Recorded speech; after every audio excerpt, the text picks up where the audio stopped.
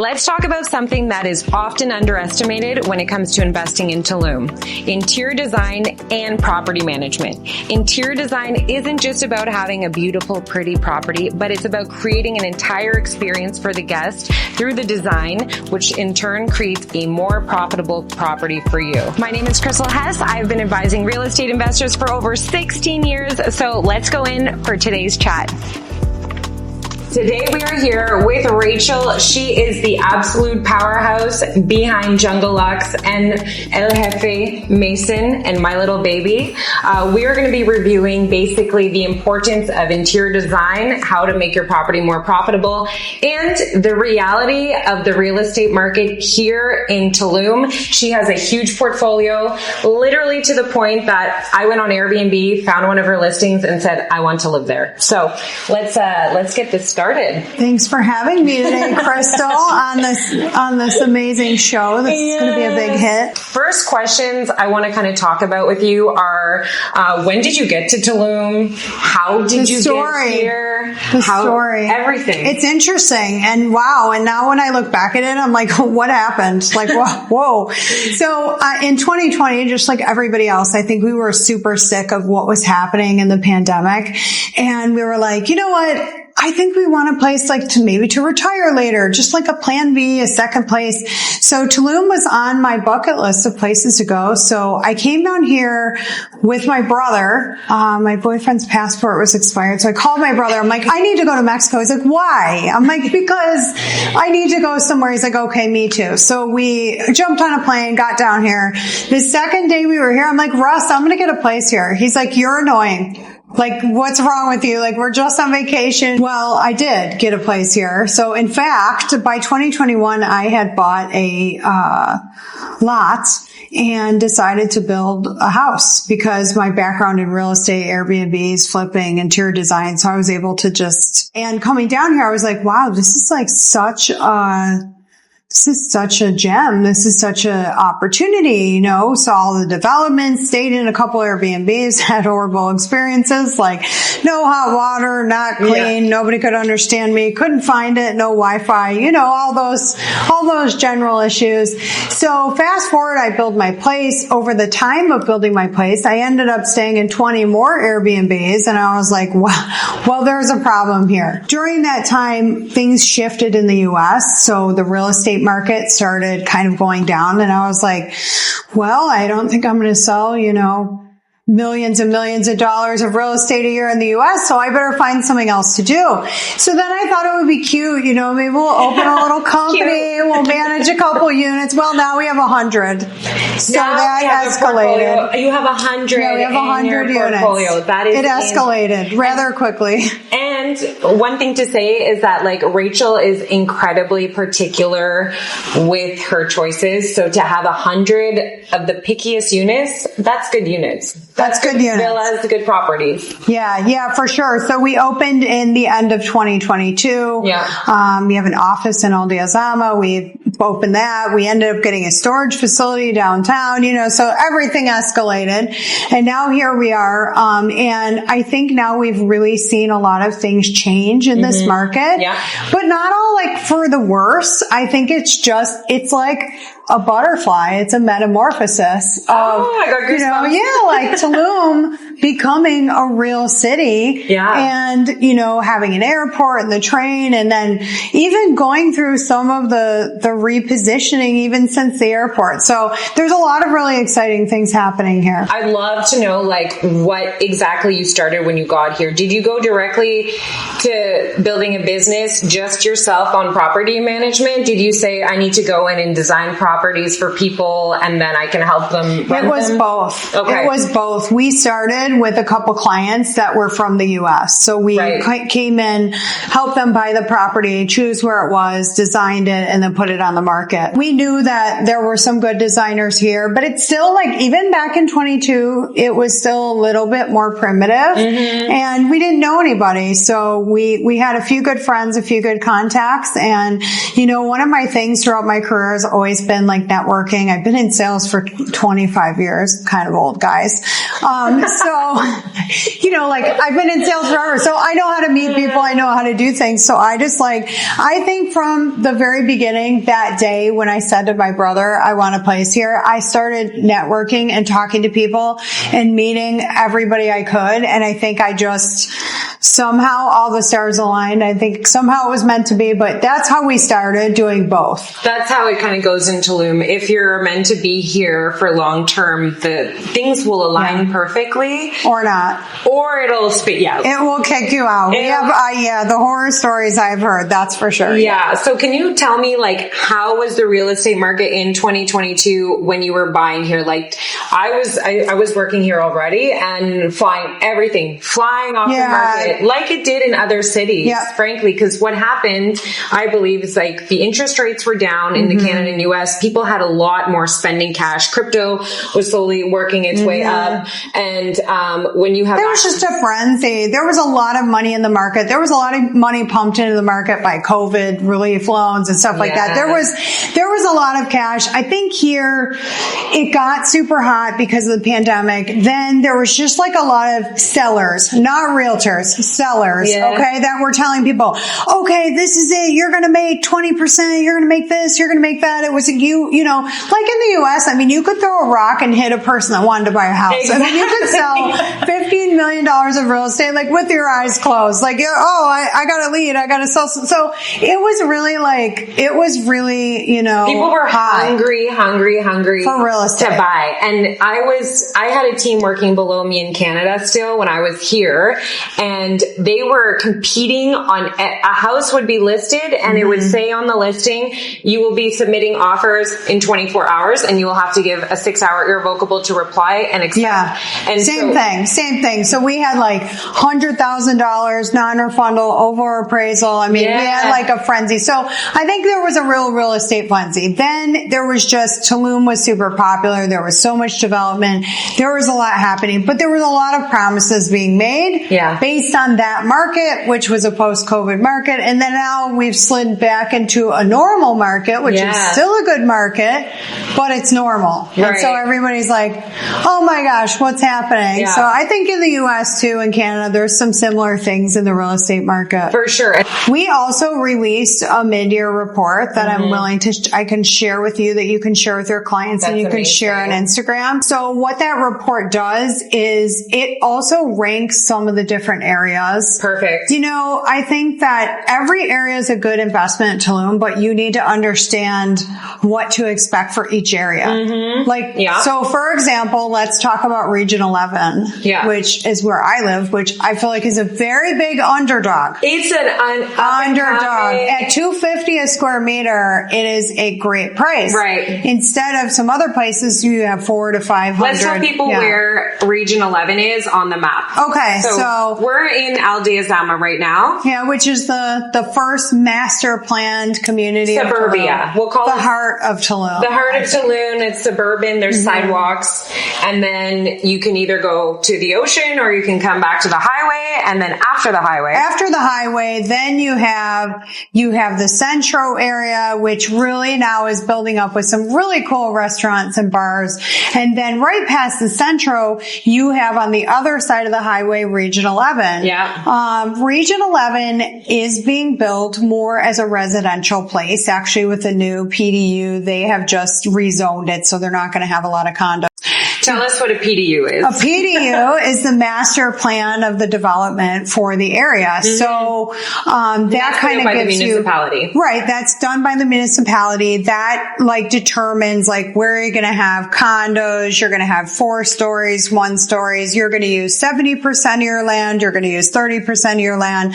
So it's a great plan that helps the whole area develop everything in an organized way, so that you don't have a beautiful villa in a 40-unit condo, which happens in some areas here, but now it's starting to really even out. So Region 11 is being developed primarily residential. That is going to be kind of like a suburb. Yeah. And so I've always been a suburb girl. So when I came here and I looked around, I was like, I need space. Yeah. So when I looked around, and you know what is really ironic? We're actually going to create this map for Airbnbs because no one knows that everything is 10 minutes from the beach. Everything. Even within Region 11 or 15 or take here or whatever. Or 8 right now because you got to come out and go back to Kukulkan and the roads are not paved. It's still 10 minutes. 100%. So no matter where you go. So depending. That's important. Right. No matter where you live in minutes. Tulum, takes 10 minutes to get to. And you're not living on the beach in Tulum. You're not living on the beach. They don't sell the properties They'll never on build the beach. there. If you're not. Yeah. So that's it. It's like you are part of Tulum, which is jungle next to a beach. And that's the community. So it is an area to be considered by an investor that doesn't mind waiting a little bit. Yeah. Like you can, so you always have to think like, okay, how much can I get this land for? Okay, maybe my occupancy will be a little bit less here, but now my appreciation is that much more. So it costs me less to get in. Right. Exactly. Foot in the door costs less. Right. Otherwise, if you want to go to Region 8 and they're going to open the road to the hotel and you will be actually 5 minutes from the beach. That will happen. That's going to be amazing on a golf cart or a golf cart. Yeah, exactly. Then fine, but you can pay double the square meter and it's what it is. Everybody says, oh, condos are terrible. That's not true. Yeah, let's dive into condos because there is not, every week I get messages saying there's a surplus, there's an overbuild, there's a this, where, talk to me about what your experience is in terms of rentability and what the best condo property would be for an investor. Well, first let's talk about the high percentage of couples travel that comes here. Yeah. And like that is one of our big travelers group. Now it's becoming also bachelorettes and big groups. It's a little bit even becoming families, but that's really still such a low percentage. Mm-hmm. So, what we started out here with was condos. And of course, because it was a smaller market, those were least expensive to build. I think now some of our best performers are 1-bedroom condos with a sunny private pool. Sunny. Yeah. That is the key. Well located. And beautifully designed. Penthouses. Penthouses too. Yeah. I have some that are not penthouses that still have a sunny pool and that does fine. But if you're buying a condo, you need to be in the best location with a penthouse with like a rooftop pool. That is what is ideal right now. Yeah. And you really have to watch yourself with the 3 bedrooms. It's not necessary. Now you start competing with a villa. So that's the thing. I really think the 1 and 2 bedrooms, and also let's not pack them in like sardines. Let's not do that. People want the beautiful sofa. They want a beautiful living room. They don't want a pull-out sofa. Or don't need to like pack them in. And as a manager, I don't need 9 people staying in a 2-bedroom condo at Zamna because, it's a big mess to clean up. So there's always things we have to consider. We are so fortunate that we have such nice units, that we have people year round here in Tulum, and we have a lot of repeat travelers, which, Tulum is definitely a place that people come to again and again and again. I feel like they get addicted to the energy. That's what happened to me. I met a neighbor and he just this week here, 18 times he has been to Tulum, and he is looking to retire. He's a young dude, but he's like I've been here. I've traveled to Tulum 18 times. I'm like, I don't know if I've traveled anywhere in my life 18 times other than the grocery store. That's love. A lot of stamps in my passport from here. Or all Mexico. How much interior design has to be absolutely and perfect. Cost you're going to spend about 10% on a condo. You're going to spend about 10% of your purchase price. You should allocate that. Yep. Easy. Actually, that's easy because a 1-bedroom can be $220,000 a penthouse. Yeah. Easily $22,000. Yeah. So usually, somewhere around $25,000 US. Yeah. And that's like, you really do need 2 TVs. You really need the right linens. You really need, everything really dialed in. You need accessories. It's not the US where you could call Wayfair and get whatever. Oh my gosh. I designed a lot of units in Nashville. Nashville is like the Wayfair capital of the world. Because they love their kitschy Airbnbs and then their brick and their wooden and their country and their bulls. Yeah, they just like all kinds of kitschy little things, and Wayfair just like plays into that. Well, we don't have Wayfair here. Also, everything rusts, everything degrades. These type of things can be refinished and redone. So not only, you're spending a little bit of money on your condo. First of all, in the US, you would spend twice the amount. So you need to get that out of your head first. But if somebody spills wine on it or does something like we can recondition it and we can make these things last. Yeah. And you also don't want to be refurnishing your Airbnb every 2 years. That's not realistic. Also, when you buy a unit in Tulum, it's not true that it will never need anything again. That's not true. Oh. You have to do maintenance. Don't you have a landscaper at your house in the US or Canada? Sure you do, but I don't know why people think you don't need it in Tulum. It's super funny. We're gonna get more into the maintenance side. It's super funny. What is the best performer out of your 100 property portfolio? What type of property would give us the best return, the best gross revenue? Yeah. So the larger villas, of course, because as you go up the scale in Tulum, there's less and less and less. If you sleep over 12, there's less than 5% of properties. So okay, a property that sleeps 12, so that can be a 5 or 6 bedroom. Yeah, 4. You can do it in a 4 with a second living area, or it's going to be a 5 or 6 bedroom. Okay, so a 4, 5, 6 bedroom is getting us, we're in the top 5 percentile. Yeah. The only 5%, 5% of other properties are that size. Yep. So that's competition is reduced. And there's a lot of big families that come down here from North Mexico, from Monterey. We're enormous from. As well as the bachelor parties, kind of like Nashville. Yeah. You know? The bachelor parties are becoming a thing here. So that's super exciting. Yeah, we're planning on starting to really get into marketing to those. I mean, and they're spending a lot of money. What type of, let's say in the last year, because this is a more honest year, everything globally has kind of even keeled when it came to the real estate market, although like Florida's tanking, there's foreclosures. Yeah, there's still a little bit of settling that's happening, but we're getting kind of back to normal. I think interest rates are going to lower in the US. I think we're going to see people again, they're not going to be 2%. They're going to have more money to spend. So I think we're in a more normal year. And like we just put out in the mid-year report, 16% is average occupancy for the month of September. The month of September is the worst month 16%. In Tulum. I think, wow. He's bored. He's bored of us. Sweetie. Yeah, so I think, we're in a more normal market. We have to realize that we're in a high touristic market. So it's kind of like a roller coaster. Yeah. Even your rates, right? You might have a rate of 59 in September and 159 in January. It's a really enormous swing. What do the occupancies look like on that? On the occupancies year round on those 1 bedrooms, we're 70 to 80 on the really good ones. 80%. Yep, on the really good ones. Good. But that's a seasoned property, year 2 plus. With algorithm on Airbnb that shows. Yeah. So what I've been finding really that the real numbers of ROI are 4 to 7% on the first year and 8 to 11% on the second year and up. 4 to 7% on the first year and then 7 to 11% second year onwards for ROIs. Yeah. Wow. Because you have to factor in all kinds of stuff. You have to factor in income tax, cleaning, maintenance, whatever, all these things that go into it. Yeah. The renter here that comes here is coming for this aesthetic. They are not coming for something different that looks like Toronto. They're not coming for that. They aren't, and they won't touch it. So there's a really fine line. And I know sometimes people are creative and they want to put their spin on things, but you can put a spin on things, but you cannot turn this into a colorful Caribbean style apartment. No one will touch it. 100%. How you grew Jungle Luxe to what it is today, which and kept my sanity. I don't know. To clarify, not just interior design. Rachel does a lot of my clients' property management.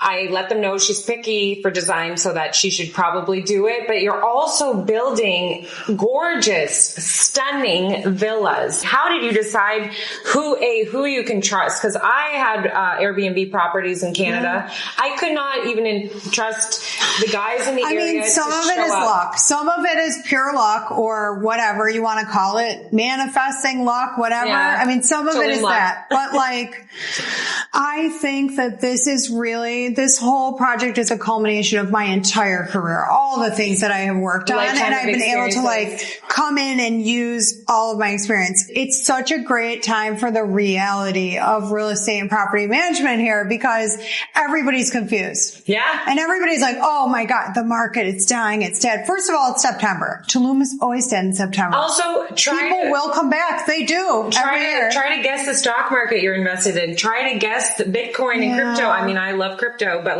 try to guess the future of that in the next 7 months. Try to guess. I mean, if you're a control freak, owning a property in Tulum is not for you. I would say that. Unless Rachel's team's working. Yeah, I mean, we got it, but it's you got to let us get it. Some people are like, no, but no, you don't. It's an apartment, not a puppy. Why Jungle Luxe is the top, in my opinion, humble opinion, in Tulum. What kind of stuff, obviously don't give away your secrets, but what kind of stuff are you doing that the other guys aren't doing that makes you guys so efficient, return guests, higher profit, whatever it may be? For one, it's definitely software. It's task software. There's multiple task softwares that we have. We even have forms for owners to fill out. We'll get into the owner experience in a minute because it's second to none. Yeah. I think we have a better owner system than anyone in Mexico and probably in the U.S. States. Because I've seen other ones in the States. But the software for the tasks, for the units, the regular maintenance programs, obviously everything costs money. You do have to fix your locks. You do have to wash windows. But that is what creates the guest experience. Mm-hmm. And that layered with 24/7 guest services. People answer within 5 minutes. Our night girl is from Nigeria. We have this thing covered because that's the thing. People are coming here. They're paying a little bit more than they would in other places in Mexico. We try to psychologically prepare the guests for arriving in Mexico because Tulum is so popular in the first world or in Instagram world and all these pictures. They come here expecting that it's the U.S. So we need to solve the problems really quickly. What is the best way to hold that property as an owner? Is it best to be a non-resident, no residency, no RFC, which is a tax ID? Is it best to have a tax ID? Well, so there's a couple strategies, and I think it's important that real estate agents explain this. Because then we get to the end and everything's my fault as a property manager. Everything is always my fault. And no one's explained to them that they have to pay taxes. Or somebody has said well, it's kind of this much or whatever. Just buy this property. There's a couple ways. So the first way, if you're either taxed two ways, you're taxed as a Mexican resident or a foreigner, or a corporation. So Mexican, non-Mexican. Yeah. Those are the only two ways. There's nothing else. Yeah. Everybody thinks there's some other magical thing. There's not. There's two. And when you're a foreigner, let's say you have a condo and you're a U.S. person. If you visit your condo or you buy some things for your condo, you can find a way to write those off in the U.S. Mm-hmm. Any tax that you pay in Mexico there's a tax treaty with Canada and with the U.S. and you don't pay that portion of the tax that you don't pay in the other country. Now, there might be some other overlays in Canada and the U.S. or whatever. You have to check with your accountant. These are basics. Yeah. For a 1-bedroom condo, even 2-bedroom condo, one property, you really don't need to be going through the process of being a Mexican, hiring a Mexican resident, hiring an accountant, taxes are remitted here monthly. So you have to weigh these things carefully. Mm-hmm. Our accountant can always calculate for people okay, plan A, plan B, what do you want to do? Yeah. Maybe you have a 3-bedroom villa. It's the first year. Maybe you leave it that way. Over the year, you go through the program because you have to make a couple trips to Mexico. You got to do some things. And what's that program? So maybe you just go through being taxed as a foreigner the first year. Okay. Then let's say you want to change over. So first you got to go to your consulate. You got to get a sticker in your passport. Then you could come down here. You could get your residency. Then you get your RFC, you can get your tax ID number. Then from there, you have to have an accountant every month. Do that. But you also need a Mexican bank account. You cannot be taxed as a Mexican without a Mexican bank account. Right. And that's, I think, some things that people don't know or don't tell people or whatever. And then everybody goes through all this stuff. Oh, I have this. And I'm like, okay, well, you don't have that. Yeah, absolutely. And you need to come back and you need to whatever. There's also 13 different tax regimes in the Mexican tax system. So you need the right one too. Yeah. So it's definitely like a process. It's going to take you 8 months to get something like that set up. You're going to have to be patient. In the end, if your tax is a foreigner, all of your expenses, your electricity, your water, your maintenance, all of your expenses, those are taken out before. So your foreign tax is on the net. It isn't on the gross. You know, so I think it's better to like realize the options, talk with an agent or, you know, someone like us that can at least tell you what the situation is, connect you with an accountant. You can make your own decision and then, you know, you can have like full transparency. And that's really like what we want to give to our owners is like straight up transparency. Yeah. So what I've done is I've actually created, and it's going to be on the website, like tomorrow, I've created a list of the consulates in the US, in Canada, and then I've broken down the process. So you can actually, send an email to Crystal at palmsrealestategroup.com. You can send an email and I can fire that off to you, or you can find it on my website. It's a breakdown of the process. So that would be emailing your consulate, getting the exact information that is required for you to get your residency, showing up to the meeting with everything, getting the stamp in your passport. Then you have 180 days typically to fly into Mexico. And then you have 30 days to attend go to an IMN, have an appointment, get your residency card, or I have a contact that can move those things within very quickly. Okay. Thank you so much for coming today. It was so good seeing you in Mason. Let us know your Instagram handle, your social media handle, so people can find you. Perfect. And find your properties. It's Jungle Luxe MX. For Instagram. For any more information, including reports on the market here in Tulum, shoot me an email, Crystal at palmsrealestategroup.com. Thanks for watching.